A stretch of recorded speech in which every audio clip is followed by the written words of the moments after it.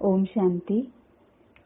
अभी कल हमने दूसरे दिन में भगवान हमें हमारे बारे में, हम लोगों के बारे में क्या बताता है, उन्होंने क्या बताया है, ये हमने देख लिया। अब उन्होंने क्या बताया है कि आत्मा अलग है और शरीर अलग है। ये कल उन्होंने क्लियर किया है ना। हम आत्मा शरीर से काम कराते हैं।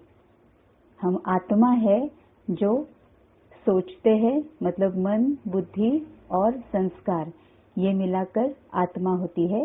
मन सोचने का काम करता है, बुद्धि डिसीजन लेती है या हमारे सामने पिक्चर क्रिएट करती है ना। तो जब मैं आत्मा सोच रही हूँ तब मैं मन का रोल प्ले करती हूँ। जब मैं आत्मा डिसीजन ले रही होती हूँ तब मैं बुद्धि का रोल प्ले कर रही होती हूँ, है ना। तो मन, बुद्धि और संस्कार, मतलब ये मिलाकर होगी आत्मा। और आत्मा शरीर से कर्म या शरीर से काम कराती है। तो पहले हम सोचते हैं और उसके बाद ही शरीर से काम हम कराते हैं। अभी कल हमने एक एक्सपेरिमेंट ये करना था ना, एक एक्सपेरिमेंट करके देखना था। हमने क्या ये किया था, डिसाइड किया था कि हम सभी अपने अपने जो इष्ट देव है उनके साथ उनके सामने बैठेंगे और उन्हें हमारे मन की बात कहेंगे। हमारा कोई दुख है, कोई दर्द है ना, किसी विकार से या किसी कमजोरी से अगर हम छूटना चाहते हैं तो उन्हें हम बताएंगे और सुनेंगे कि वो हमें इसका जवाब क्या देते हैं। तो हम सब ने ये किया होगा। आप में से किसी को जवाब मिला भी होगा, आप में से किसी को शायद डायरेक्ट जवाब नहीं मिला होगा, इनडायरेक्ट कहीं से पता चल गया होगा, या हो सकता है आप में से किसी को, हम में से किसी को शांति से बैठना थोड़ा मुश्किल हो गया होगा। और यही होता है, हम ज्यादा समय तक बिना कोई विचार किए हम नहीं रह सकते। मन जो है वो विचार करते रहता है, सोचते रहता है। हम भी कई बार बहुत ज्यादा परेशान हो जाते हैं कि हमारे मन में इतने ज्यादा विचार चलते रहते हैं। 1 मिनट क्या, 10 सेकंड भी, 5 सेकंड भी मुश्किल से ऐसे मिलते हैं जब मन कोई विचार नहीं कर रहा है। अब क्या होता है, आगे भगवान हमें बताते हैं कि ये विचार क्यों आते हैं। विचार तो आते हैं, अब विचारों को रोकना नहीं है, क्योंकि मन का काम ही है विचार करना, बुद्धि का काम ही है डिसीजन लेना, है ना। वैसे मन का काम है विचार करना। अगर हम मन को उसके नेचुरल जो उसका नेचर है उसे वो करने से अगर रोक लेंगे तो हम गलत कर रहे हैं। तो हमें मन को विचार करने से बिल्कुल भी रोकना नहीं है। फिर हम क्या करेंगे, विचार इतने ज्यादा आते हैं, वो क्यों आते हैं, किस लिए आते हैं, ये अगर हम सोचेंगे तो हमें पता चलेगा कि इन्हें स्लो डाउन करने के लिए हम क्या कर सकते हैं, इनकी दिशा बदलने के लिए हम क्या कर सकते हैं। ठीक है। तो अभी भगवान हमें ये कहता है कि हमारे मन में विचार आते किसके हैं और क्यों आते हैं। अभी हम सबको पता है, हम सबके मन में विचार जो चलते हैं वो किसके बारे में चलते हैं। जो भी हमारे जो हमारा परिवार है, फैमिली हमारी जो है, उन फैमिली मेंबर्स के बारे में चलते हैं, या हमारे नेबर्स, फ्रेंड्स, रिलेटिव्स, या ऐसे कोई व्यक्ति, ऐसे कोई लोग जिनके साथ हमारी बिल्कुल भी नहीं बनती है ना, इनके बारे में विचार चलते हैं। या और किन के बारे में चलते हैं, कोई घटनाएं, कोई परिस्थितियां जो हमारे सामने आकर गई है उनके बारे में विचार चलते हैं। और किसके बारे में चलते हैं, जो अभी तक हुआ ही नहीं है, तो हम बिना वजह सोचते रहते कि आगे ऐसे हुआ तो क्या होगा, वैसे हुआ तो क्या होगा, ये हम सोचते रहते हैं, है ना। तो ये सब विचार जो चलते हैं, तो जो पास्ट के जो विचार चलते हैं, जो भूतकाल में जो घट गया है, या फिर जो इंसान हमारे आसपास है, हमारे पहचान वाले हैं, नेबर्स है, रिलेटिव्स है, इन सब के बारे में हमारे जो विचार चलते हैं वो क्यों चलते हैं, इसके पीछे वजह है जो भगवान हमें बताता है। अब भगवान यहाँ पे हमें कुछ नियम बताता है कि हम इस सृष्टि पर हमारा जो भी है जन्म मृत्यु ये चला जा रहा है, चला आ रहा है, चलते आ रहा है ना। लेकिन क्या इसका कोई आधार है? हमारा जन्म कब होता है, मृत्यु कब होती है? जहाँ पे हमने जन्म लिया है वहीं पर ही हमने जन्म क्यों लिया है? जिनके जो हमारे माता पिता है वही हमारे माता पिता क्यों है? कोई और हमारे माता पिता क्यों नहीं है? हमारे पति या पत्नी यही क्यों है? कई सारे हम जब शादी करते हैं ना तो कई सारे लड़के देखते हैं, लड़कियां देखते हैं, फिर भी एक के साथ बस उनके साथ ही शादी क्यों हो जाती है? जो हमारे बच्चे हैं वही हमारे बच्चे क्यों आते हैं? हर एक के पीछे कोई ना कोई वजह होती है। Nothing happens without reason. इसके लिए भगवान हमें कुछ नियम बताता है जो कुदरत के नियम है, जिन्हें लॉ ऑफ नेचर कहा जाता है। अब छोटी सी एक बात है जो सोचने की बात है कि हम अगर किसी के घर में भी जाते हैं, बस आधे घंटे के लिए भी अगर हम किसी के घर में जाते हैं तो अनजाने में ही सही, लेकिन हम क्या करते हैं, जिनके घर में हम गए हैं वहां के कोई रूल्स है क्या, वो हम अनजाने में ही फॉलो करते हैं। यहाँ तक कि जैसे ही हम उनके घर के दरवाजे पर जाते हैं तो चप्पल बाहर निकालनी है या अंदर निकालनी है, वहां जाने के बाद कहाँ पर बैठना है ना, ये सब कुछ जो होता है वो अनजाने में ही हम उनके घर के जो रूल्स है, जितना जरूरी है वो सभी रूल्स हम फॉलो करते हैं। हम हमारे घर में रहते हैं तो हमारे घर के भी रूल्स होते हैं। हम जिस सोसाइटी में रहते हैं उस सोसाइटी के भी नियम होते हैं। जिस शहर में हम रहते हैं वहाँ के नियम होते हैं, है ना। जिस कंट्री में हम रहते हैं, जिस देश में हम रहते हैं, वहाँ के नियम होते हैं। अब इस पूरी सृष्टि में हम रहते हैं, सृष्टि के भी कुछ नियम होते हैं, है ना। तो रोज की जिंदगी जो हम जीते हैं वहाँ हम नियमों का पालन करते हैं। हाँ, अब भगवान हमें कहता है कि अब तुम्हें पता है कि तुम शरीर अलग हो और तुम आत्मा अलग हो, है ना। अब यहाँ पे तुम जी रहे हो 40, 50, 70, 80, 90 साल तक तुम जीते हो, तुम जिंदगी गुजारते हो। क्या इसके कोई नियम है कि किस आधार पर मैं ये जिंदगी जीती हूँ? क्या इसके कोई नियम है? हाँ, तो इसके नियम होते हैं और वो भगवान हमें कहता है जी जो कुदरत के नियम होते हैं। इसमें कई सारे नियम आते हैं, लेकिन इम्पोर्टेंट होते हैं वो जो 3-4 है। एक है लॉ ऑफ कर्मा, दूसरा है लॉ ऑफ टाइम, तीसरा है लॉ ऑफ नेचर, एक है लॉ ऑफ एनर्जी। ठीक है, ये 3-4 नियम जो है, ये 3-4 लॉज जो है वो बहुत ही ज्यादा इम्पोर्टेंट है और इसके आधार पर ही हमारे सामने जो लोग आते हैं, हमारे रिलेशन में जो लोग आते हैं, हमारे इंटरैक्शन में जो लोग आते हैं, हमारे सामने जो घटनाएं और परिस्थितियां आती है वो इस आधार पर आती है। हम कई बार सोचते हैं ना, किसी के बारे में हम किसी को देखते हैं तो हम सोचते हैं कि अरे ये तो ना स्वभाव का इतना अच्छा नहीं है, फिर भी देखो इनके पास कितना पैसा है, इन्हें कितना सक्सेस इन्हें मिलती है, पता नहीं ये क्या करते हैं, ये कोई भगवान को भी नहीं पूछते हैं, भगवान को मानते तक नहीं है। और हम देखो कितना भगवान को मानते हैं, कितनी पूजा अर्चना करते हैं, फिर भी देखो उनके पास बस जो चाहे वो उन्हें मिल जाता है। ये हम कई बार देखते भी है ना। अब ये किस आधार पर होता है? किसी के पास इतना होता है कि बस कुछ भी काम ना करो फिर भी बस पीढ़ियां पीढ़ियां चलती रहे, इतना धन होता है। लेकिन किसी के पास ऐसे है जो 2 वक्त की रोटी तक मुश्किल से खाने को मिलती है। तो ये सब होता है वो किस आधार पर होता है? ये सिर्फ और सिर्फ भगवान ही आकर हमें बताता है। अब भगवान हमें इन नियमों के बारे में बताता है, जैसे कहा law of Karma, law of time, law of nature, law of energy. इनमें से कुछ नियमों के बारे में हम आज देखते हैं। ठीक है, अब यहाँ पे जो लॉ ऑफ कर्मा है, लॉ ऑफ कर्मा क्या है? ये लॉ ऑफ कर्मा हम जब अच्छी तरह से जान लेंगे तो हमें पता चलेगा कि हमारे सामने सुख क्यों आते हैं, दुख क्यों आते हैं, ये हमारे सामने जो इंसान आते हैं वही क्यों आते हैं, हमारी दुश्मनी किसी के साथ इतनी ज्यादा क्यों होती है, हमारी जो शारीरिक बीमारियां हैं वो हमें क्यों आती है, हमारी मानसिक बीमारियां, मानसिक तकलीफ, मानसिक परेशानी से हम क्यों गुजरते हैं, ये सब हमें इसमें से सारे सवालों के जवाब हमें मिल जाएंगे। अब ये लॉ ऑफ कर्मा क्या है, वो हमें कार्मिक अकाउंट के बारे में बताता है। अब आजकल तो इतना सब कुछ सोशल मीडिया पर हम सुनते हैं, पढ़ते हैं, देखते हैं कि कार्मिक अकाउंट, ये हम सबको पता है। हाँ, कार्मिक अकाउंट होता है, ये हम सबको पता है, हम सब ने सुना है।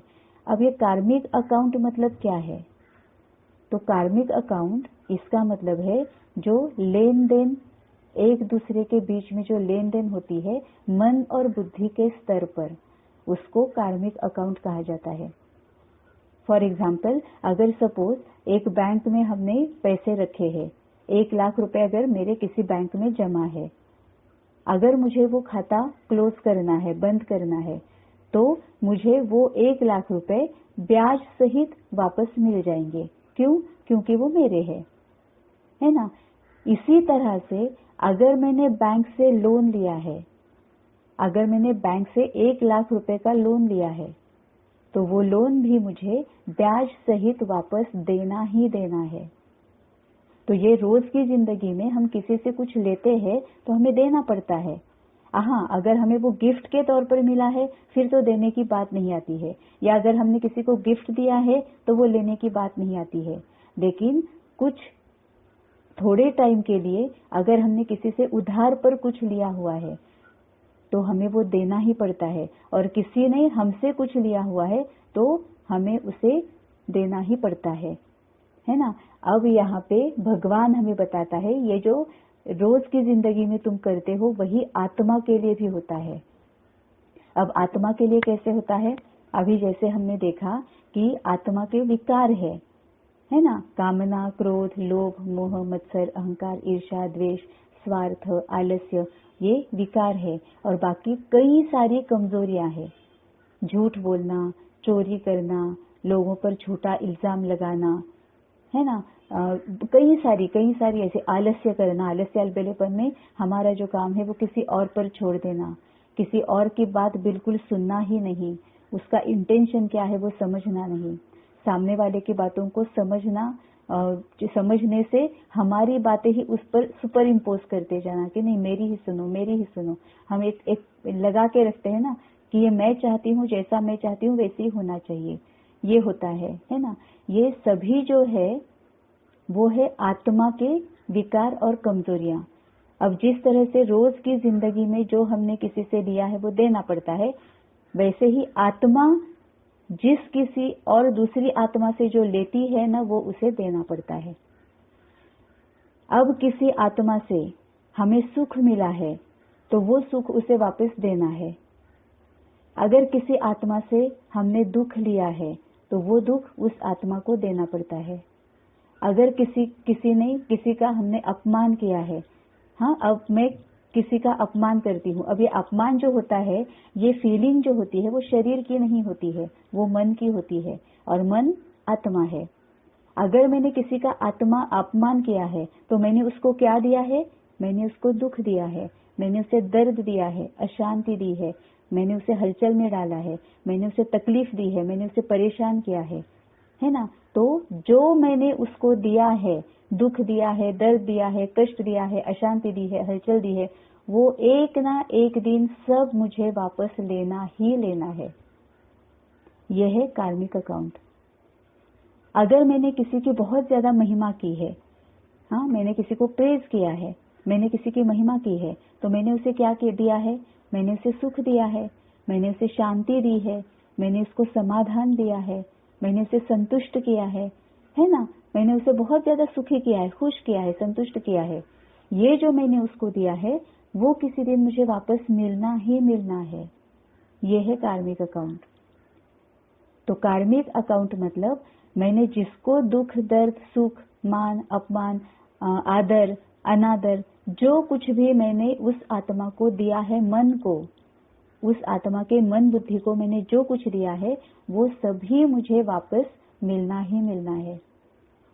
अभी हम सबको पता चल गया होगा कि सामने जो हमारे आत्माएं, इंसान है, हमारे आसपास जो लोग हैं, फिर वो चाहे कोई भी हो, चाहे अपने हो चाहे पराए हो, उनसे हमें जो कुछ भी मिल रहा है वो क्या है?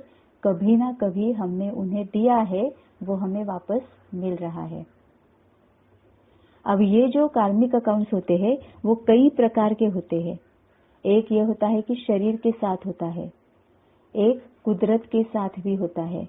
अब कुदरत के साथ मतलब एक्चुअली ये कार्मिक अकाउंट नहीं होता है, लेकिन कुदरत के जो 5 तत्व है ना, उन 5 तत्वों की हम जब डिसरिस्पेक्ट करते हैं तो हमें उसके परिणामों को भोगना पड़ता है। वो कैसे भोगना पड़ता है अभी हम देखेंगे, आज ही हम देखेंगे।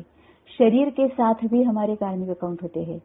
इस शरीर की जो तकलीफें है, जो भोगनाएं है, वो क्यों हमें भोगनी पड़ती है, इसके पीछे भी वजह होती है। हमारे व्यक्तियों के साथ भी कार्मिक अकाउंट्स होते हैं। हमारे पशु, पंछी, प्राणी, कीड़े मकोड़े, रेप्टाइल्स, जो भी सजीव पशु, पंछी, प्राणी, जो भी सजीव इस सृष्टि पर है, उन सब के साथ हमारे कार्मिक अकाउंट होते हैं। और हमें जो भोगनाएं भोगनी पड़ती है ना, दुख जो हमारे सामने आते हैं, वो किस किस वजह से आते हैं। एक तो समय के वजह से भी आते हैं, हम समय की डिसरिस्पेक्ट करते हैं। दूसरा, हम कुदरत की डिसरिस्पेक्ट, मतलब ये 5 तत्व जो है उनकी हम वैल्यू नहीं करते, डिसरिस्पेक्ट करते हैं, उसके वजह से भी हमारे सामने शरीर की भोगनाएं आती है। ठीक है, तो ये कैसे कैसे आती है हम अभी डिटेल में देखते हैं। ठीक है, तो अभी लॉ ऑफ कर्मा। अब शरीर के साथ जो हमारे कार्मिक अकाउंट्स या शरीर के साथ जो कर्म बनते हैं वो कैसे होते हैं। अब क्या होता है कि हम शरीर के साथ रहते हैं, शरीर के बिना हम कुछ नहीं कर सकते। जो भी कर्म हम करें, जो भी व्यवहार में हम, जिस भी व्यवहार में हम आ रहे हैं, वो शरीर की वजह से ही, मतलब शरीर के माध्यम से ही आ रहे हैं। अब हम क्या करते हैं, शरीर की जितना ख्याल रखना चाहिए उतना हम रखते नहीं है। मतलब हम क्या करते हैं, अगर सपोज मैं किसी काम में व्यस्त हूँ और मुझे भूख लगी है, तो मैं शरीर को ऐसे ही भूखा रखती हूँ, छोड़ती हूँ। जब तक काम नहीं होता है मैं खाती नहीं हूँ। अगर मुझे प्यास लगी है, मैं किसी काम में हूँ या कहीं बाहर गई हूँ, मैं पानी लेना भूल गई हूँ, तो मैं उसे पानी नहीं देती हूँ। ठीक है ना। अगर मेरे शरीर को किसी चीज की जरूरत है, मतलब होता है ना कि शरीर हमारे साथ बात करता है, असल में शरीर हमारे साथ बात करता है अगर हम शरीर की सुने तो कई बार ऐसे होता है हमें अंदर से ही कुछ मीठा खाने की इच्छा होती है, लेकिन वो अंदर से, ऐसे नहीं कि मन ललचा रहा है मीठा खाने से, वो अलग बात है। लेकिन शरीर भी हमारा बोलता है, कभी हमें नमकीन खाने की शरीर मांग करता है, कभी मीठा खाने की मांग करता है। जैसे पानी की या खाने की मांग करता है ना, वैसे अंदर से हमें ये फील होता है।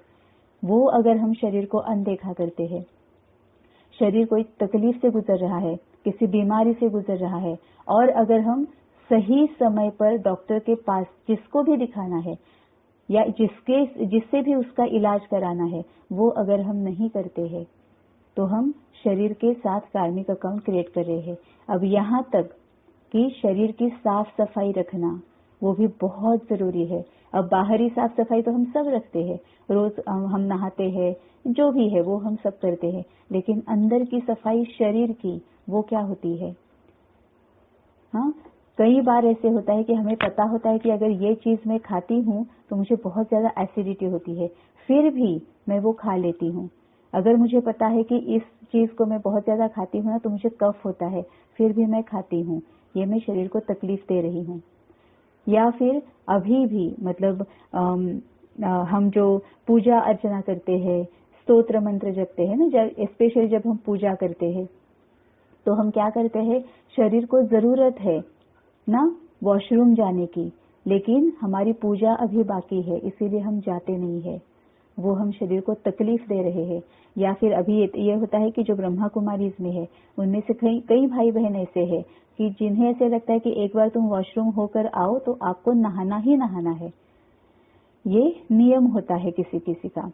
लेकिन करते ये है, कई भाई बहन ऐसे करते हैं कि नहाना ना पड़े या कोई भी वजह से, या तो ये होता है कि कितनी बार नहाए ना, 2 बार 3 बार 4 बार 6 बार कितनी बार नहाए, तो आलस्य की वजह से भी, या किसी काम में व्यस्त होते हैं तो नहाने का टाइम नहीं मिलने वाला, ये पता है इसीलिए भी, तो नहाना अवॉइड करना है, इसीलिए वो वॉशरूम नहीं जाते हैं। ऐसे ही रहते हैं। तो हम अंदर शरीर के अंदर हम क्या कर रहे हैं? ये सब गंदगी है ना। हम शरीर को तकलीफ दे रहे हैं, शरीर को परेशान कर रहे हैं, जबकि हमें इस शरीर का बहुत ख्याल रखना है। क्योंकि जब हम जन्म लेते हैं तो कर्म में आने के लिए, व्यवहार में आने के लिए ये 5 तत्व जो है, कुदरत जो है, वो हमें गिफ्ट के तौर पर शरीर देता है। और एक्सपेक्टेड ये है कि जिस तरह से उन्होंने हमें बहुत अच्छा शरीर दिया है, वैसी उसी स्थिति में उसे हमने वापस देना जरूरी है। लेकिन हम पता नहीं क्या क्या करते हैं। जो भी हम 50, 60, 70, 80, 90 साल इस शरीर को यूज करते हैं ना, बिल्कुल मतलब गंदा और पता नहीं क्या क्या करके हम वापस देते हैं। तो इस सब की वजह से शरीर के और भी एक है, हम फास्टिंग करते हैं, फास्टिंग रखते हैं, उपवास करते हैं हम। अब एक्चुअली होता क्या है, हम उपवास क्यों करते हैं? क्योंकि हमें कुछ चाहिए होता है या हमने कुछ किया होता है, इस वजह से हम गिल्ट फील कर रहे होते हैं, तो उसका पश्चाताप, प्रायश्चित्त के तौर पर हम उपवास करते हैं। लेकिन ये जो चाहिए है या ये जो गिल्ट है, ये किसको हो रहा है? ये हो रहा है हमारे मन को, है ना। लेकिन हम तकलीफ देते हैं शरीर को। अब तकलीफ शरीर को देके मन को शांति कैसे मिल सकती है? प्रायश्चित्त मन का कैसे हो सकता है? अगर मुझे पैसा चाहिए, अगर मुझे अच्छी नौकरी चाहिए, तो ये मेरे मन को चाहिए या शरीर को चाहिए? मन की इच्छा है ना ये। लेकिन हम उपवास रख रहे हैं शरीर को, हम भूखा रख रहे हैं शरीर को। तो ये सब हम शरीर के साथ कार्मिक अकाउंट क्रिएट कर रहे हैं, जिसकी भोगना हमें भोगनी ही पड़ती है, जिसके परिणामों को सामने आना ही आना है और उससे हमें जाना ही जाना पड़ता है। अब और भी एक बात होती है कि हम बहुत ज्यादा आलस्य अलबेलेपन में आ जाते हैं और काम नहीं करते, शरीर से काम नहीं कराते हैं, बहुत आलस आ जाता है हमें। ये भी गलत है। शरीर जितना चलायमान रहेगा उतना वो निरोगी रहेगा। अगर हम शरीर को बिठा के रखेंगे, अगर हम इसको काम में नहीं लगाएंगे, तो हम इसको तकलीफ दे रहे हैं, इसको परेशान कर रहे हैं। क्योंकि जैसे ही हम आलस्य में रहते हैं, आलस में रहते हैं, अलबेलेपन में रहते हैं और शरीर को बिठाए रखते हैं, हम क्या कर रहे हैं? हम शरीर की जो कैपेसिटी है वो हम कम कर रहे हैं, है ना। शरीर की बहुत ज्यादा कैपेसिटी है, लेकिन वो हम कम कर रहे हैं। वो कैसे कम हो रही है? क्योंकि मन में ही नहीं है, मन में ही शक्ति नहीं है कि शरीर से काम करा ले, मन की इच्छा ही नहीं है कि शरीर से काम करा ले। या फिर कुछ लोग उल्टा भी करते हैं, इतना ज्यादा शरीर से काम कराते हैं, इतना ज्यादा शरीर से काम कराते हैं। ठीक है, काम कराते हैं, लेकिन शरीर को रेस्ट देने की भी जरूरत है। जितनी शरीर की कैपेसिटी है, हर एक बात बैलेंस्ड होनी बहुत जरूरी है। तो ये है शरीर के साथ हम कार्मिक अकाउंट क्रिएट करते हैं। अब इसके साथ बहुत एक और भी इम्पोर्टेंट बात ये है कि ये जो 5 तत्व है, ये जो कुदरत है, 5 तत्व है, पृथ्वी, जल, अग्नि, वायु और आकाश, इसकी हम बहुत ज्यादा डिसरिस्पेक्ट करते हैं अनजाने में। हमें पता भी नहीं होता है कि इसकी हम क्या डिसरिस्पेक्ट करते हैं, लेकिन इन 5 तत्वों की डिसरिस्पेक्ट करने के परिणाम भी हमें हमारे शरीर के थ्रू भोगने पड़ते हैं। अब वो कैसे? पृथ्वी तत्व है, हम कचरा डाल देते हैं, कहीं पर भी खिड़की से बाहर डाल देते हैं, दरवाजे से बाहर डाल देते हैं। हम ट्रैवल कर रहे होते हैं, जर्नी में होते हैं, तो अगर गाड़ी में से जा रहे हैं तो खिड़की में से कचरा बाहर डाल देंगे, है ना। हम इस धरणी को, इस पृथ्वी को हम गंदा करते हैं, बहुत गंदा करते हैं। इसके परिणामों को हमारे सामने आना ही आना है। अब ये जो पृथ्वी तत्व है वो हमारे जो प्रकृति है, हमारा जो शरीर है, प्रकृति शरीर को कहा जाता है। तो ये जो हमारा शरीर है ये भी 5 तत्वों का बना हुआ है ना। ये नेचर ने ही गिफ्ट दिया है, कुदरत ने ही ये गिफ्ट दिया है। तो ये कुदरत के जो 5 तत्व है उसी में से ये बना हुआ है। तो जो हमारे शरीर में पृथ्वी तत्व है ना, वो हर एक तत्व किसी न किसी बॉडी पार्ट से जुड़ा हुआ रहता है। तो जब हम धरणी को, पृथ्वी को तकलीफ देते हैं, पृथ्वी को गंदा करते हैं, तो इनके परिणाम 2 रूपों में हमारे सामने आते हैं। एक तो हम उनकी नेचुरल कैलामिटीज, मतलब जो नैसर्गिक आपदाएं होती है ना, भूकंप हो गया तो उसकी चपेट में हम आ जाएंगे। या फिर जो शरीर में जो पृथ्वी तत्व से रिलेटेड जो बॉडी पार्ट्स है ना, उनकी परेशानी से, उनकी तकलीफों से, उनकी बीमारियों से हमें गुजरना पड़ेगा। अब पृथ्वी तत्व से रिलेटेड बॉडी पार्ट्स क्या क्या है, मैं बस थोड़ा थोड़ा ऊपर ऊपर बताऊंगी। हम बाकी सब डिटेल में अगर आप चाहते हो तो हम बाद में फिर एक सेशन कर सकते हैं, है ना। तो अब यह है नाखून जो है, बाल जो है, हड्डियां जो है, ये सब है पृथ्वी तत्व से संबंधित बॉडी पार्ट्स। जब हम इस पृथ्वी तत्व का डिसरिस्पेक्ट करते हैं, पृथ्वी को, इस धरणी को, इस जमीन पर गंदगी फैलाते हैं। घर में भी हमने देखा है ना, कई लोग ऐसे होते हैं, इतना घर गंदा होता है, मतलब जो झाड़ू पोछा होता है वो भी नहीं लगता है, कितना सारा गंदगी पड़ी हुई रहती है। तो हम क्या कर रहे हैं, इस धरणी की, पृथ्वी की डिसरिस्पेक्ट कर रहे हैं। तो हमें भोगनाई कैसी भोगनी पड़ती है, या तो हम नेचुरल कैलामिटीज के चपेट में आ जाएंगे, या फिर पृथ्वी तत्व से, मतलब उस तत्व से रिलेटेड जो बॉडी पार्ट्स है ना, उनकी परेशानियों से हमें गुजरना पड़ेगा। अब है जल तत्व। अब जल तत्व की डिसरिस्पेक्ट हम कैसे करते हैं, पानी, जल तत्व मतलब पानी। अभी हम सबके घर तक पानी आ गया है। पहले अगर हम पहले की बात अगर हम सोचेंगे, पास्ट में 40, 50, 60 साल पहले, तो हमें कहीं कहीं दूर से हमें पानी लेकर आना पड़ता था। लेकिन अब हम इतने भाग्यवान हैं कि हमारे घर तक, बिल्कुल किचन के अंदर तक पानी आ गया है। बस ऐसे टैप हमने खोल दिया, पानी ले लिया, यूज कर लिया। लेकिन हम करते क्या है, हमें अधिकार तो मिल गया पानी यूज करने का, हमारे घर तक आ गया, लेकिन हम जिम्मेवारी के साथ पानी को यूज करते हैं नहीं। हम पानी को इतना वेस्ट करते हैं, कितना वेस्ट करते हैं हम पानी को। हमें कोई ये उसकी मतलब वैल्यू ही नहीं है। हमें ध्यान में भी नहीं आता है कि ये पानी की वैल्यू करनी होती है, पानी की भी रिस्पेक्ट करनी होती है। वो जल तत्व है, वो जल है, उसकी रिस्पेक्ट करनी होती है, हमारे ध्यान में भी नहीं आता है। अब जब हम ये पानी वेस्ट करते हैं, जल तत्व की डिसरिस्पेक्ट करते हैं, तो हमें क्या भोगनी पड़ेगी, अगेन नेचुरल कैलामिटीज की चपेट में आ जाएंगे। कहीं बाढ़ आई है, क्या हुआ है, उसकी चपेट में आ जाएंगे। या फिर शरीर की भोगना क्या होगी, ब्लड और ब्लड से रिलेटेड बीमारियां, स्किन है, ब्लड है, या फिर यूरिनरी जो बॉडी पार्ट्स है ना, ब्लैडर है, किडनी है, इनसे रिलेटेड जो बीमारियां है, उनसे हमें गुजरना पड़ेगा अगर हम जल तत्व की रिस्पेक्ट नहीं करते हैं तो। ठीक है। अब आगे है अग्नि तत्व। अब अग्नि तत्व मतलब क्या है, हमारे घर में अभी लाइट्स आ गई है ना, हीटर है, ट्यूब लाइट है, बल्ब है, अब गैस गीजर है, गैस हीटर है, गैस हमें जो हम चूल्हा जलाते हैं ना, गैस स्टोव जो होता है वो है। ये सब अग्नि तत्व से संबंधित है। या सोलर भी अगर है, सोलर होता है ना, अभी तो कईयों के घर में सोलर लगा हुआ रहता है, वो सोलर है। ये जो अग्नि तत्व से रिलेटेड जो कुछ भी हम गैजेट्स या जो कुछ भी चीजें हम यूज करते हैं, उनका हम डिसरिस्पेक्ट करते हैं, तो हमें फायर, जो मतलब बाहर जो कहीं पर आग लगती है, ये होता है, उसकी चपेट में हम आ जाते हैं। या अग्नि तत्व से रिलेटेड जो बॉडी पार्ट्स है, उनकी बीमारियों का सामना करना पड़ता है। हम ऐसे ही गैस गीजर, कई बार ऐसे होता है कि हम गीजर ऑन करते हैं, गर्म पानी निकालते हैं, बस 15 मिनट, 20 मिनट, आधा घंटा या तो फोन पर लगे हैं, या कोई खाना पका रहा है, या कोई और काम कर रहे हैं, बस ऐसे ही बातें कर रहे हैं, किसी फ्रेंड के साथ बात कर रहे हैं, और ही कोई गार्डन का काम करने चले गए, वो पानी ठंडा हो गया, वापस वो फेंक देते हैं, दूसरा पानी निकालते हैं। या हमने जल तत्व का भी डिसरिस्पेक्ट कर दिया, वेस्ट कर दिया पानी, और अग्नि तत्व का भी डिसरिस्पेक्ट कर दिया, हमने गैस गीजर मतलब अग्नि वेस्ट कर दिया। तो अग्नि तत्व से रिलेटेड जो बॉडी पार्ट्स है, उनकी बीमारियों का सामना करना पड़ता है। For example digestive system, liver है ना, ये सब जो है, पैनक्रियाज, और ये सब कुछ है, पेट और पेट से संबंधित डाइजेस्टिव सिस्टम जो भी है, उससे संबंधित सभी बीमारियों का सामना करना पड़ता है।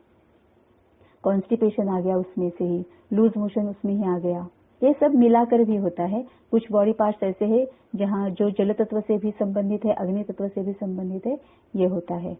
तो डाइजेस्टिव सिस्टम और उससे रिलेटेड जो कोई भी है, उन बीमारियों का हमें सामना करना पड़ता है। अब आया वायु तत्व।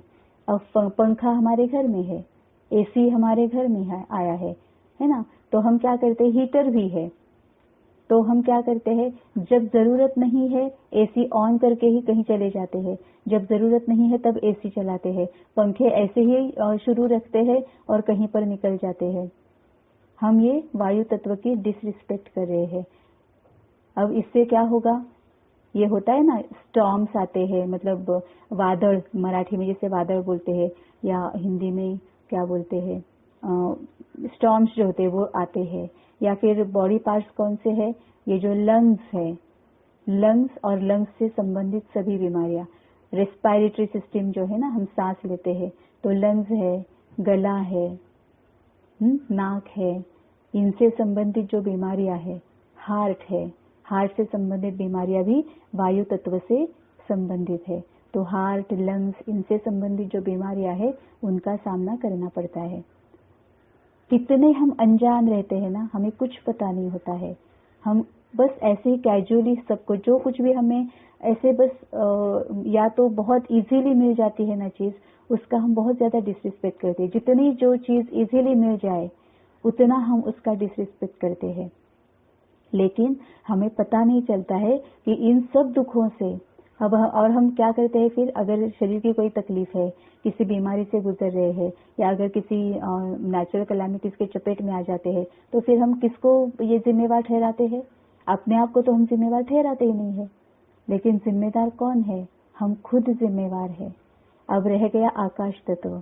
आकाश तत्व तो बहुत ज्यादा इम्पोर्टेंट है। आकाश तत्व मतलब साइलेंस, शांति। कोई भी नॉइज पोल्यूशन हम करते हैं, अगर हम बात करते हैं तो भी बहुत जोर जोर से, जहां जोर से बोलना जरूरी है वहां जोर से ही बात करनी है। अगर सामने वाले को सुनाई नहीं दे रहा है और अगर हम बिल्कुल सॉफ्टली बात करें तो कोई फायदा नहीं है। जहां जोर से बात करनी है वहां जोर से ही करनी है। लेकिन पोल्यूशन जहां पर हो जाता है, नॉइज पोल्यूशन, वहां हम आ गए, कर्म में, विकर्म में आ गए हम। अब हम गाड़ी चलाते हैं, बिना वजह अगर हम हॉर्न बजाते हैं, बिना वजह हम जोर जोर से बात करते हैं, वो बिना वजह हम जोर जोर से हंसते हैं, मतलब हंसना भी किसी किसी का ऐसे होता है कि मतलब अच्छा नहीं लगता है ना, हंसना तो है लेकिन परेशान हो जाते हैं। या फिर हम रात को देर रात सब बाकी आसपास के सोए हुए हैं और हम जोर जोर से बात कर रहे हैं, हम जोर जोर से हंस रहे हैं, हम नियम का उल्लंघन कर रहे हैं। या फिर अगर हम किचन में, स्पेशली हम औरतें किचन में काम करती है, तो कई औरतों की आदत होती है, इतना आवाज करती है, अगर नीचे रखना है तो भी ठोंग ठोंग, मतलब बहुत ज्यादा आवाज करते हैं। तो किसी भी तरह का नॉइज पोल्यूशन, या फिर हम जब स्टेप्स चढ़ते हैं ना, स्टेयर्स जो चढ़ते हैं, जीना जो होता है, वो सीढ़ियां जो हम चढ़ते हैं, उन सीढ़ियों पर भी कई उनको आदत होती है, कई लोग जो होते हैं उनकी आदत होती है कि एकदम आवाज करते, छक छक छक ऐसे करके चढ़ना है। तो जो कोई भी नॉइज पोल्यूशन हम करते हैं तो उसकी वजह से हम साइलेंस को डिस्टर्ब कर रहे हैं, आकाश तत्व की डिसरिस्पेक्ट कर रहे हैं। और आकाश तत्व की हम जब डिसरिस्पेक्ट करते हैं तो उसके परिणाम हमें क्या होते हैं? मानसिक बीमारियां, मानसिक अशांतता, मानसिक हलचल, मानसिक अस्वास्थ्य, ये सब आकाश तत्व की डिसरिस्पेक्ट करने की वजह से होता है। अब यहीं पर अगर हम देख लेंगे तो हम औरतें ही होती है जो बहुत ज्यादा पानी वेस्ट करती है। औरतें ही होती है ना, आदमियों से ज्यादा तो औरतें होती है। हाँ, आदमी भी होते हैं, ऐसे नहीं कि आदमी वेस्ट नहीं करते, लेकिन ज्यादातर पानी वेस्ट करने वाले कौन होती है? औरतें होती है। तो ब्लड और ब्लड से रिलेटेड बीमारियां किसको होती है? किसको ज्यादा भोगनी पड़ती है? आदमियों को, औरतों को, है ना। अब ये जो है आकाश तत्व की बहुत जोर जोर से बात करना, ये करना, वो करना। अब अगर हम हमारे घर में भी देखेंगे तो भी जितना हम मानसिक हलचल में होते हैं उतना आदमी लोग नहीं होते, वो बस आराम से उनका चल रहा होता है। ये बच्चे और ये औरतें चाहे जो कुछ भी उनका चलता रहे, वो एकदम आराम से रहते हैं। इतना मानसिक अस्वास्थ्य उनका नहीं रहता है जितना औरत उनका रहता है ना। अब ये जो वायु तत्व है ना, वायु तत्व का भी ये घुटने जो है, वो घुटने जो तकलीफ देते हैं, है ना, वो भी इससे ही संबंधित है। उसमें वायु तत्व भी आ जाता है और आकाश तत्व भी आ जाता है। तो ये भी किसका ज्यादा होता है? घुटने दुख घुटनों में पेन्स जो होते हैं, ये औरतों का ही ज्यादा होता है ना। तो ये हम सोचने की बात है कि अनजाने में हम जो 5 तत्व की डिसरिस्पेक्ट करते हैं, वेस्ट करते हैं उन्हें, तो उसकी भी भोगना हमें भोगनी पड़ती है शरीर के माध्यम से और नेचुरल कैलामिटीज के माध्यम से। अब हम जो पशु पंछी प्राणी कीड़े मकोड़े ये जो हमने कहा ना कि उन सबके साथ भी हम कार्मिक अकाउंट्स क्रिएट करते हैं और उसकी भी भोगना हमें भोगनी पड़ती है। अब होता यह है कि हम किचन में ज्यादा होते हैं, किचन में हम जो सब्जी काट रहे हैं, कुछ सब्जियां धो रहे हैं, तो अनजाने में ही हम कई सारे प्राणियों को मारते हैं, है ना। अगर हम बैंगन काट रहे हैं तो उसमें से जो कीड़ा होता है मर जाता है, या फिर हम कोई और धनिया हो या कोई पत्ते लीफी वेजिटेबल है वो अगर हम धो रहे हैं तो उसमें भी छोटे मोटे कीड़े कहीं होते हैं वो मर जाते हैं। कॉलीफ्लावर होता है उसमें भी छोटे मोटे कीड़े होते हैं वो जब हम अच्छी तरह से वो धोते हैं वो मर जाते हैं। या फिर कॉकरोच होते हैं, या फिर चींटियां होती है, मच्छर होते हैं, है ना। वो सब हम क्या करते हैं, औरतें ही उसमें ज्यादा रहती है कि अगर कॉकरोच है तो बस उसे झट से मार दिया, बाहर फेंक दिया। चींटियां भी है, पानी डाला बहा दिया, है ना। फिर मच्छर होते हैं तो मच्छरों को भी या तो रैकेट से हम मारते हैं या फिर कोई वो जो होता है ना गुड नाइट की और वो जो होती है मैट्स जो होती है वो चलाकर हम मारते हैं। लेकिन ये जो कुछ भी हम कर रहे हैं, जिनको भी हम मार रहे हैं, चाहे वो कॉकरोच हो, चाहे चींटी हो, चाहे छिपकली हो, चाहे मच्छर हो, ये अगर हम उन्हें मार रहे हैं तो मरते वक्त उन्हें जो भोगना हो रही है वो भोगना 101% हमें भोगनी ही भोगनी है। तभी औरतों के साथ ही ज्यादा होता है। एकदम से ही हमें कभी फीवरिश लगता है, एकदम से ही कभी हमें ऐसे लगता है कि बहुत ना मतलब शरीर में दर्द है, फ्लू जैसा फील हम करते हैं। अगर घर में हम सपोज 3, 4, 5 मेंबर है तो उसमें से ज्यादा बीमार पड़ते हैं, मतलब छोटे छोटे जो बीमारियां होती है ना, आज फीवरिश लग रहा है, कभी शरीर में कुछ दुख, शरीर ही दुख है, फ्लू जैसे लग रहा है, कभी एकदम से खांसी हो गई है, कभी एकदम से कफ ही बढ़ गया है, कभी एसिडिटी ही बढ़ गई है ना। ये औरतों के साथ ज्यादा होता है क्योंकि हम ही होते हैं जो इन प्राणियों को तकलीफ पहुंचाते हैं, है ना। अब क्या है एक्चुअली, कईयों का ऐसे सवाल होता है कि तो क्या अब घर में कॉकरोच आता है तो क्या उसे ऐसे ही रहने देना है, छिपकली आते है तो ऐसे ही रहने देना है? नहीं। मच्छर आते हैं तो क्या मच्छर में रहना है? नहीं। फिर इस पर उपाय क्या है?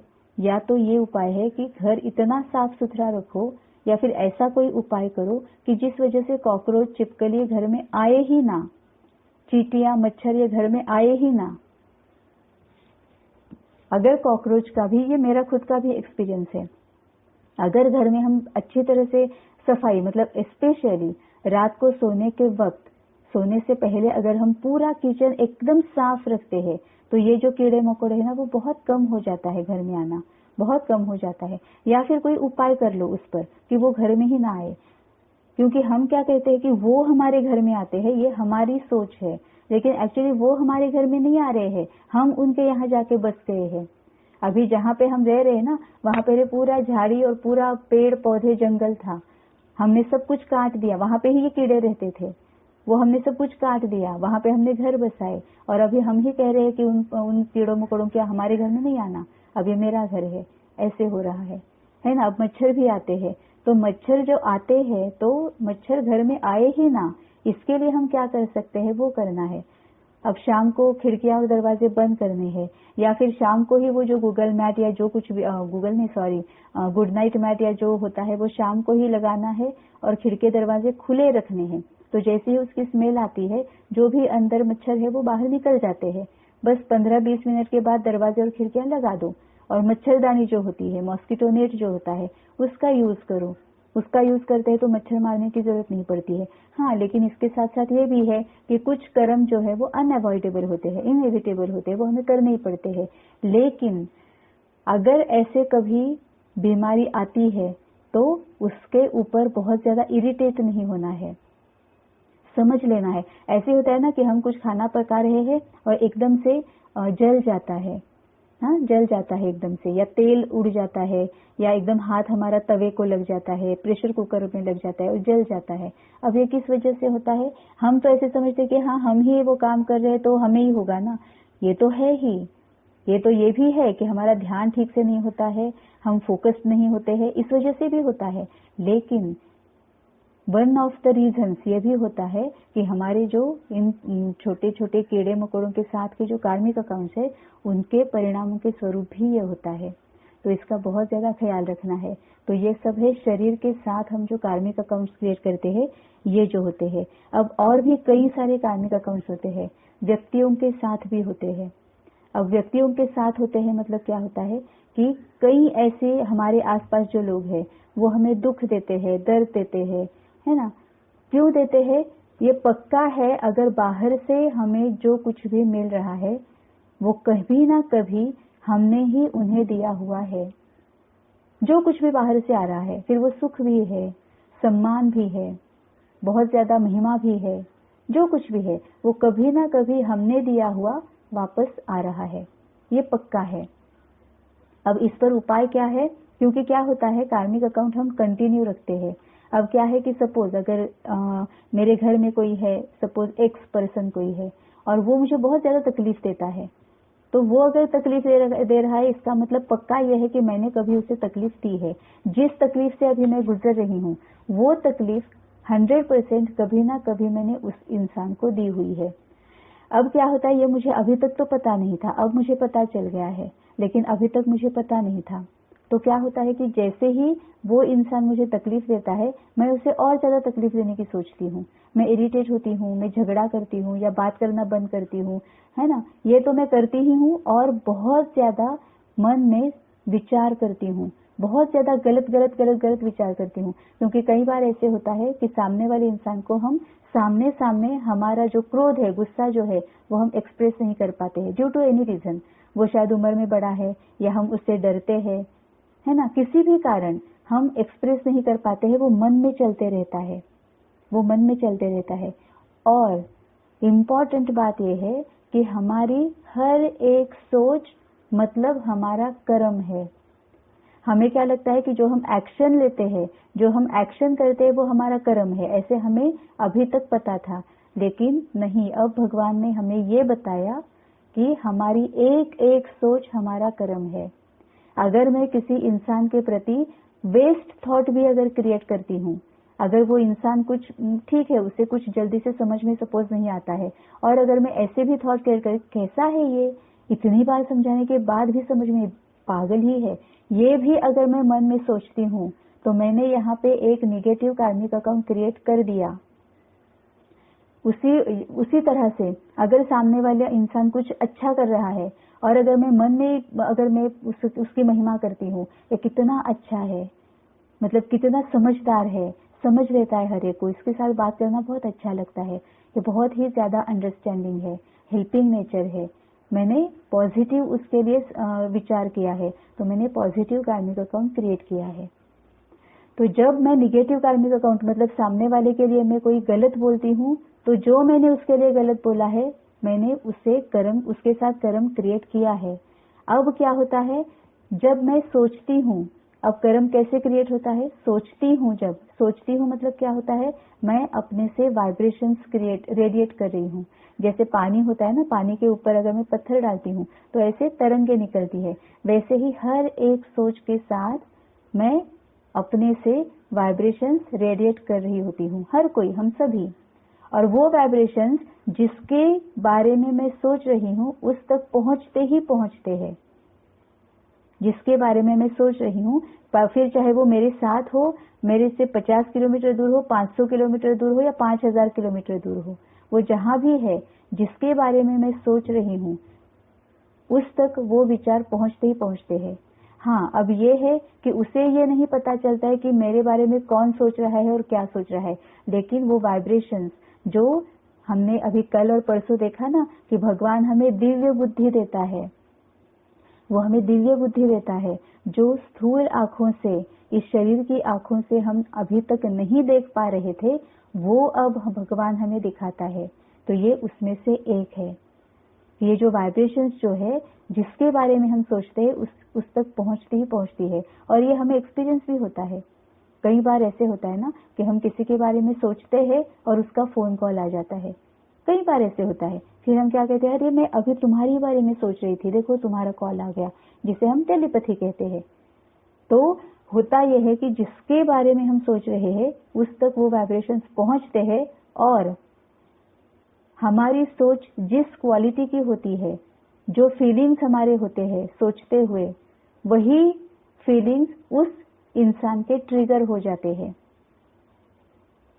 और उसके वही ट्रिगर हो जाते हैं फीलिंग्स, और वो हम तक आते हैं। तभी ये जो गुड थॉट्स जो होते हैं ना, what goes around comes around, जो हम देंगे वही हमें वापस मिलेगा। तो ये इस तरह से काम करता है, और इसी को ही कार्मिक अकाउंट कहा जाता है।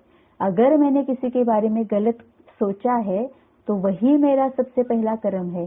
फिर बोलना और एक्शन आना तो और भी ज्यादा बाद का कर्म है। लेकिन जब जैसे ही मैंने विचार किया, सोचा गलत, तो वही के वही मेरा कार्मिक अकाउंट क्रिएट हो गया। अब उस इंसान तक वो पहुंच गया, उस इंसान के वही वाइब्रेशंस ट्रिगर होकर वो मेरे पास आ जाते हैं। तभी ऐसे होता है कि कई बार अब वो आने में, कई बार हमें इमीडिएटली आ जाते हैं, कई बार ऐसे होता है कि थोड़ी देर बाद आ जाते हैं। ये कार्मिक अकाउंट, ये लॉ ऑफ कर्मा है। वो कब आएंगे ये हमें पता नहीं चलता है। या तो वो इमीडिएटली आएंगे, या थोड़ी देर बाद आएंगे, या कुछ महीने बाद आएंगे, कुछ साल बाद आएंगे, या कुछ जन्म के बाद भी कार्मिक अकाउंट्स के जो परिणाम है कुछ जन्मों के बाद भी सामने आ सकते हैं। ठीक है ना। जैसे ये होता है ना कि सब्जियां होती है तो लीफी वेजिटेबल्स जो होती है, या कुछ सब्जियां ऐसी होती है जो बस आज वो अगर हम बो देते हैं तो 2.5-3 महीने में हमें वापस मिल जाती है। लेकिन जो फल के जो पेड़ होते हैं, जो हम फल के पेड़ लगाते हैं, वो हमें कम से कम 3 साल 4 साल हमें रुकना पड़ता है, वेट करना पड़ता है, उसके बाद वो हमें मिलते हैं। इसी तरह से यहाँ पर भी हम अगर कुछ भी मतलब आत्मा के लेवल पर जो कुछ भी हो रहा है वो कैसे वर्क करता है, ये भगवान ने, इस सृष्टि ने, इस कुदरत ने पूरा हमारे सामने भी ये रखा है। इस सृष्टि को, कुदरत को, हमारे आसपास जो घट रहा है उसे अगर हम अच्छी तरह से देखेंगे, समझेंगे, जानेंगे, उस पर विचार करेंगे तो हमारी समझ में आ जाता है कि हाँ, ये आत्मा के लेवल पर कैसे वर्क करता होगा। ये हमें समझ में आ भी जाता है। सिर्फ अवेयर रहकर और आंखें खुली रखकर, कान खुले रखकर देखने और सुनने की जरूरत है, और उस पर विचार करने की जरूरत है ना। तो इस तरह से हमारे कार्मिक अकाउंट्स क्रिएट हो जाते हैं। अब ये जो हमने देखा कि कुछ शरीर के साथ है, अब होता ये पशु पंछी प्राणियों के साथ है ना। इन सबके साथ हमारे कार्मिक अकाउंट क्रिएट होते रहते हैं। अब यहाँ पे और भी थोड़ा सा अगर हम आगे जाए, डिटेल में देखें, तो नॉनवेज हम में से बहुत खाते थे या अभी भी खाते होंगे। अब नॉनवेज खाते हैं तो हम क्या करते हैं, प्राणियों को मारते हैं और उन्हें खाते हैं। जिसको हम जो दे रहे हैं वो हमें वापस मिलना ही मिलना है। अगर हम चिकन खाने वाले हैं तो हमने मुर्गी को मारा, मुर्गे को मारा, उस वक्त उसे जो भी तकलीफ हुई है वो हमें सहनी ही सहनी है। अगर हम फिश खाते हैं, फिश को मारा है, उसे जो तकलीफ मिली है वो हमें मिलनी ही मिलनी है। अस्थमा होता है, डेंगू होता है, फ्लू होता है, बिना वजह नहीं होता है। हम एक घर में 3, 4, 5, 6 लोग होते हैं, सबको डेंगू नहीं होता है, सबको फ्लू नहीं होता है ना। तो ये क्यों होता है? अस्थमा सबको नहीं होता है। कई बार तो ऐसे होता है हम इतना केयर करते हैं, हमारी जो पूरा खान पान का परहेज रखते हैं ना, जो पूरा ख्याल रखते हैं, फिर भी ये बीमारियां हमें होती है। उसके पीछे वन ऑफ द रीजंस, ऐसे नहीं कि सिर्फ इसी वजह से वो बीमारियां है, लेकिन एक जो प्रोमिनेंट जो एक रीजन है वो उसमें से एक ये है। फिश को जब मारा जाता है तो क्या होता है, वो तड़पता है, सांस के लिए तड़पता है ना। वो हर कोई जब मरता है तो सांस के लिए ही तड़पता है, लेकिन फिश तो पानी से बाहर निकाला तो वो सांस लेने के लिए तड़पता है। अब अस्थमा क्या है, हम सांस लेने के लिए ही तड़प रहे हैं ना। तो जरूरी नहीं है कि इस जन्म के ही खाने वाले, इस जन्म खाया है तभी हमें होगा, इस जन्म खाया ही नहीं है तो फिर भी है, तो फिर कैसे हो रहा है। ये एक जन्म की बात नहीं होती है, ये जन्म जन्म की बात होती है ना। इसीलिए बहुत सोच समझकर हर कर्म करना है, बहुत सोच समझकर व्यवहार में आना है, हमेशा जगे रहना है। और हमें जगाने के लिए ही भगवान आया है। हमें जगाने के लिए आया है। मतलब क्या है, अब आगे जो दुख हमें आएंगे, क्योंकि अनजाने में हम कई सारी गलतियां कर रहे हैं ना, कई सारी गलतियां करते आ रहे हैं, हमें पता ही नहीं था। लेकिन अब भगवान कहता है कि अब मैं तुम्हें सब कुछ बताता हूँ, पूरा मैं तुम्हें ज्ञान देता हूँ, लेकिन अब तुम अपने आप को चेंज करो, अब गलती मत करो। तो फिर क्या होगा, ज्यादा के तुम्हारे कार्मिक अकाउंट्स मतलब ज्यादा के दुखों से बच जाओगे, और पीछे जो तुमने किया है वो तो तुम्हारे सामने आने ही वाले हैं, लेकिन उसमें भी तुम्हारी भोगना कम हो जाए, इसके लिए मैं तुम्हें विधि बताऊंगा। तो आगे के होंगे नहीं, और जो पीछे हम करके आए हैं, क्योंकि हमें पता नहीं था, ज्ञान हम जानते नहीं थे, तो पीछे जो हम करके आए हैं उसके लिए मैं तुम्हें विधि बताऊंगा। तो तुम्हारे सामने आने तो है उसके परिणाम, लेकिन भोगना कम हो जाएगी। जैसे आप सबने सुना होगा ना, हम सब ने सुना है कि सूली से कांटा, कांटे से राई, राई से रुई बन जाएगा। भोगना जो होती है वो सूली से कांटा, कांटे से राई, राई से रुई बन जाएगी। मतलब क्या है, सूली मतलब इतना ज्यादा दुख, इतना ज्यादा परेशानी, इतनी ज्यादा तकलीफ कि जान भी जा सकती थी। लेकिन जो कि भगवान आया है उसने हमें विधि बताई है, अगर हम वो विधि फॉलो करते हैं तो जिस दुख की वजह से जान जाने की भी चांसेस थे, वो कांटे की तरह हमें भासना होगी। बस एक कांटा चुभ गया तो उस वक्त कितना दर्द होगा, तो जान जाने की जगह कांटा चुभने जैसे ही तकलीफ होगी।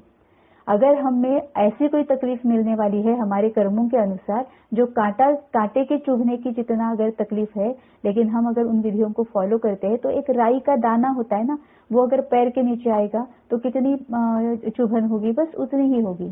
और अगर हमारे बहुत अच्छे कर्म है, विकर्म हमारे बहुत ज्यादा नहीं है, और अगर राई जो होती है, राई का दाना जो होता है, उतनी ही अगर हमें चुभन होने वाली, उतना ही दुख दर्द हमें होने वाला है, और अगर हम भगवान ने जो विधियां बताई है वो फॉलो करते हैं, तो बस राई जैसा होगा, महसूस ही नहीं होगा कि दुख आकर चला गया। और हम सब ने जो यहाँ पे अभी ब्रह्मा कुमारी के ज्ञान में चल रहे हैं, जो इन विधियों को फॉलो कर रहे हैं, हर एक का ये एक्सपीरियंस है कि कई बार तो पता ही नहीं चलता है कि दुख आकर चला भी गया, बाद में पता चलता है कि अरे हाँ, मतलब एक अभी सामने का एग्जाम्पल है कोरोना में बाकी सारे लोग इतना ज्यादा भय में थे, चिंता में थे, टेंशन में थे, इतना ज्यादा थे, उनके कंपैरिजन में जो ये विधियां फॉलो कर रहे हैं, जिन्होंने लॉ ऑफ कर्मा या कार्मिक अकाउंटिंग को समझा है और विधियां जो फॉलो कर रहे हैं,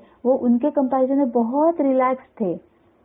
कोई उन्हें चिंता नहीं थी, कोई उन्हें भय नहीं था। उनमें से कईयों को तो कोरोना भी हो गया, कईयों के परिवार वालों को भी कोरोना हो गया, लेकिन इतना ज्यादा हलचल में कोई नहीं आया। ये हर कोई एक्सपीरियंस किया है और कर भी रहा है ना। तो भगवान कहता है कि जो विधियां मैं बताता हूँ उन विधियों को फॉलो करोगे तो जब पहले तुम करके आए हो उनको तो सामने आना ही आना है, वो तो ये होगा नहीं, अवॉइड नहीं कर सकते तुम, लेकिन भोगना बहुत कम होगी। और आगे जो तुम्हारे साथ होने वाला था, मतलब हुआ होता, अगर तुम जानते नहीं इस ज्ञान को, तो आगे जो तुम गलतियां करते वो तुम अब ना करने की वजह से भविष्य में तुम्हें दुखों का सामना नहीं करना पड़ेगा। ठीक है, तो ये होता है लॉ ऑफ कर्मा, ये है लेन देन। अब इसमें भी ये जो कार्मिक अकाउंट्स होते हैं ना, उसमें क्या है, कोई होते हैं डायरेक्ट कार्मिक अकाउंट कि मेरे पति के साथ, या मेरी पत्नी के साथ, या मेरे बच्चों के साथ, माता पिताओं के साथ, इन लॉज के साथ, भाई बहनों के साथ डायरेक्ट कार्मिक अकाउंट होता है। कईयों के साथ इनडायरेक्ट कार्मिक अकाउंट होता है, वाया कार्मिक अकाउंट होता है। मतलब मेरे किसी फ्रेंड ने उसकी फ्रेंड के बारे में मुझे बताया, और मैंने गलत संकल्प किए, मैंने बिना वजह मैंने उसके बारे में गलत सोचा। क्यों? क्योंकि मेरी फ्रेंड बता रही, ना मैंने उसे कभी देखा है, ना मैंने कभी उसके साथ बात की है, फिर भी मैं गलत संकल्प क्रिएट कर रही हूँ, गलत विचार, गलत सोच रही हूँ, तो मैं कार्मिक अकाउंट क्रिएट कर रही हूँ। वो है इनडायरेक्ट कार्मिक अकाउंट, लेकिन उसकी भी भोगना मुझे भोगनी है ना। फिर कई भविष्य में कभी मुझे ये सुनाई देगा कि अरे वो ना तुम्हारे बारे में ऐसे सोच रही थी। कई बार अभी भी होता है ना कि हमने कभी देखा भी नहीं होता है, या फिर कई दूर के रिश्तेदार होते हैं, या कई फ्रेंड के फ्रेंड होते हैं, तो हमें कोई बताता है कि अरे वो है ना, वो तुम्हारे बारे में ऐसे ऐसे बोल रही थी, और फिर हम कहते हैं कि अरे क्या प्रॉब्लम है, मेरा उसका तो कभी सामना भी नहीं हुआ है, वो क्यों मेरे बारे में ऐसे सोच रही है।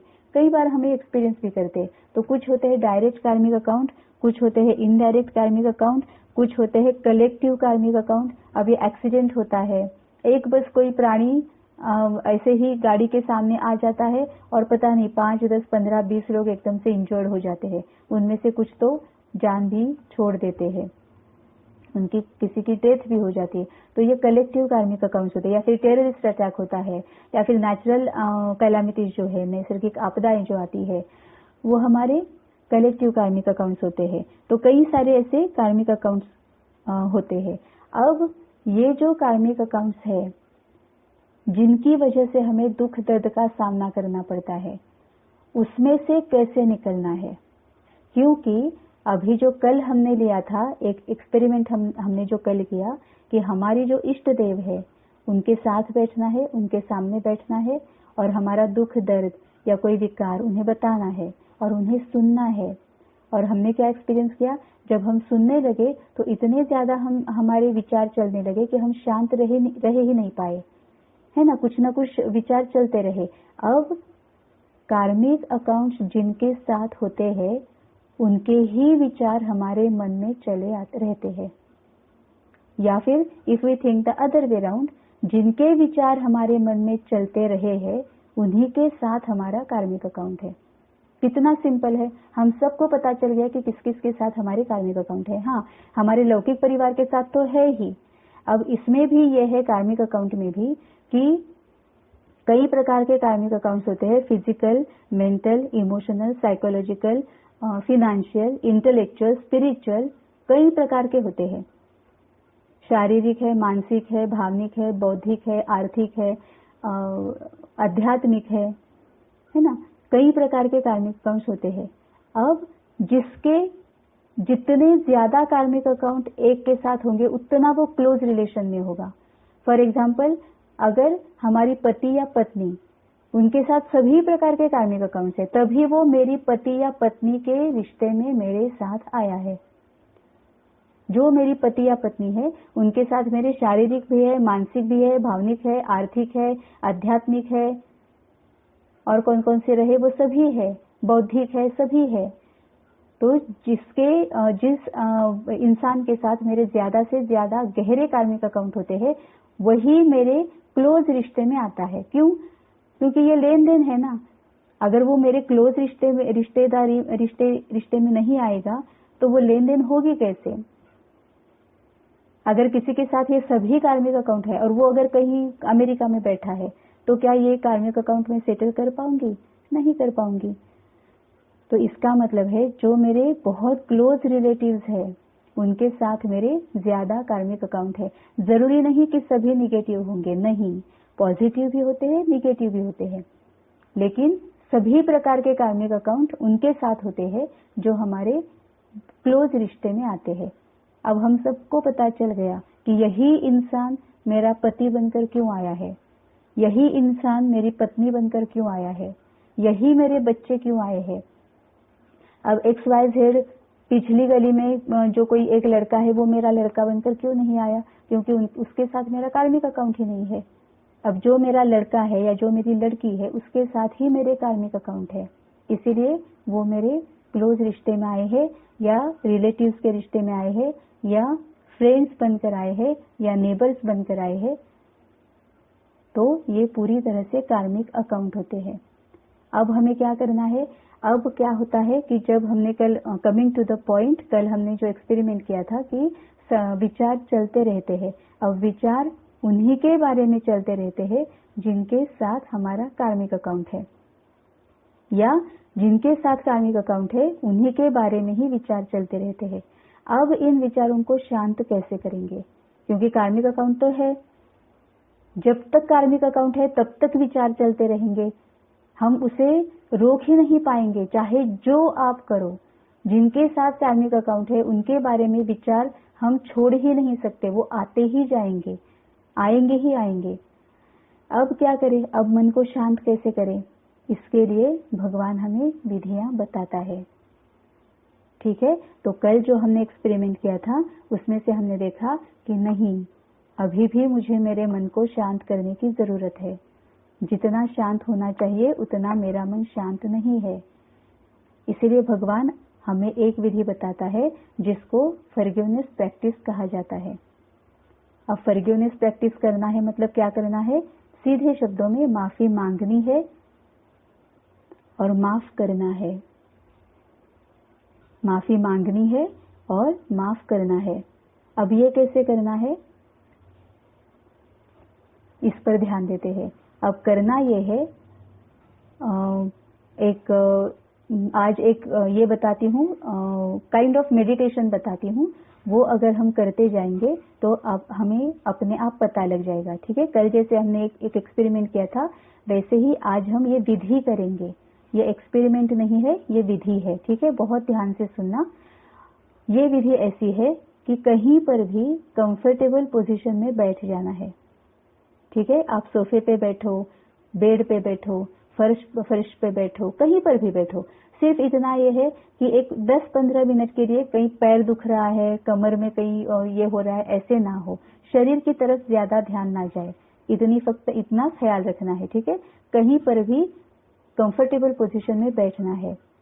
ठीक है, फिर शांत होकर कौन से विचार मन में आ रहे हैं उसकी तरफ ध्यान देना है, क्योंकि जैसे ही हम बैठते हैं तो विचार आना शुरू हो जाते हैं।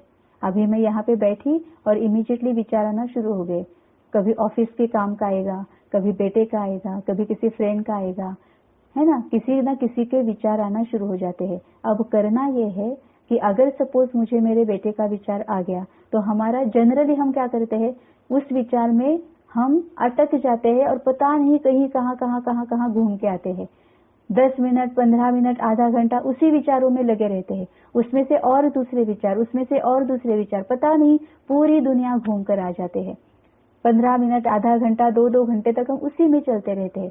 अब ये नहीं करना है। अब हम क्या करेंगे, अगर मुझे मेरे बेटे का विचार आ गया है तो बेटे को सामने देखना है और मन से बेटे से माफी मांगनी है और माफ करना है।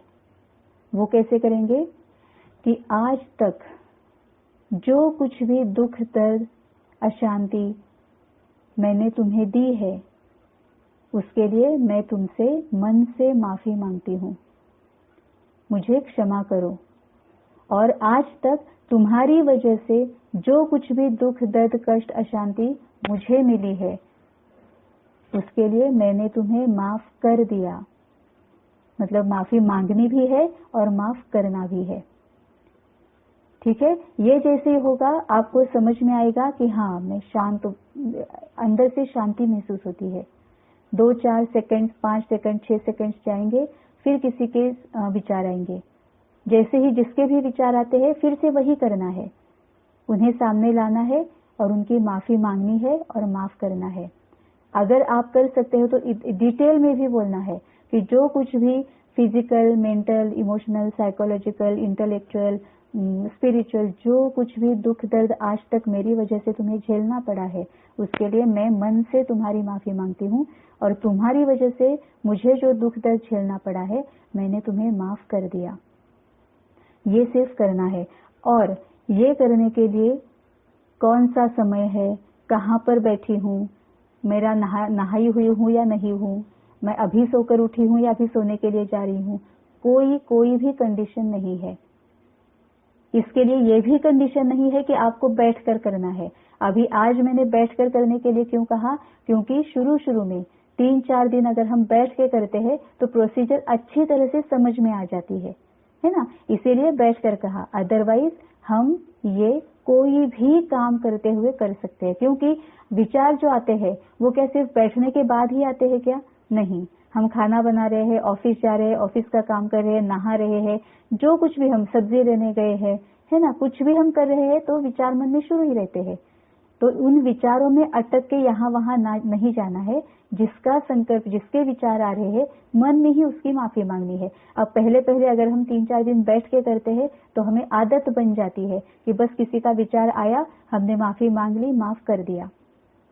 ठीक है, फिर आदत बन जाती है तो हम कोई भी कर्म करते हुए, कोई भी काम करते हुए हम इमीडिएटली, ज्यादा टाइम नहीं लगता है, बस लिटरली 10 सेकेंड्स लगते हैं। वो फीलिंग्स होनी चाहिए, वो महसूसता होनी चाहिए कि मैं मन से माफी मांग भी रही हूँ और मन से उसे माफ कर भी रही हूँ। ठीक है, तो आज हम ये विधि करेंगे। जितनी बार हम कर सकते हैं उतनी बार करेंगे। हमें इस विधि करने की आदत डालनी है। रात को सोते हुए भी पूरे दिन भर हम किसके साथ आज मिले हैं, किसके साथ हमने बात की है, क्या किया है, वो पूरा रिकॉल करना है और सबकी माफी मांगनी है और सबको माफ करना है। ठीक है, आप देखोगे कि भगवान की बताई हुई इन विधियों पर चलने से क्या लाभ होता है। जैसे चमत्कार हो जाते हैं, मन में इतनी शांति आ जाती है कि अशांति मतलब क्या था ये भी हम भूल जाते हैं। संकल्प बहुत, विचार जो है वो बहुत कम हो जाते हैं। ठीक है, तो आज हम ये करेंगे कि जैसे बैठेंगे या कोई काम करते हुए जिसके भी विचार आएंगे उसमें खोकर यहाँ वहाँ नहीं जाना है। हम जिसके भी विचार आते हैं उनकी मन से माफी मांगेंगे और माफ करेंगे। ठीक है, तो आज हमने यहाँ पे देखा लॉ ऑफ कर्मा। अभी और भी बाकी के जो है वो हम कल के सेशन में देखेंगे। ठीक है, ओम शांति।